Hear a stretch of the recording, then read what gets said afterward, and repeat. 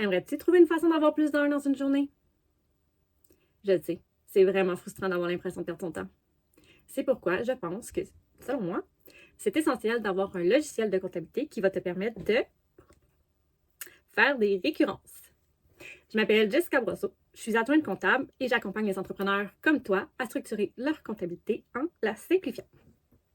Je te parle aussi de mon outil gratuit que j'ai créé qui s'appelle les dépenses admissibles pour entrepreneurs pour t'aider à décortiquer le tout.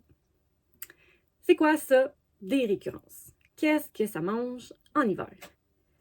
Des récurrences, c'est tout simplement un système automatisé dans un logiciel de comptabilité. Tu n'as même pas besoin de l'installer, tu n'as même pas besoin de le configurer. C'est déjà tout fait, qui va te permettre de rentrer des factures d'achat, des factures de dépenses, une fois, et après, c'est automatique. Ça se fait tout le temps, tout seul. Des exemples de récurrence. Des exemples comme des frais fixes, le loyer, les assurances, ton abonnement de téléphone, ensuite Internet ou tout autre abonnement qui revient chaque mois. Ainsi de suite. Comment ça fonctionne?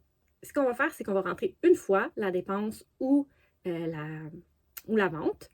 C'est qu'on va inscrire le fournisseur de service ou le client, peu importe. Ensuite, la date à laquelle ça doit être créé, ça doit être fait, ça doit passer dans le compte bancaire ou autre.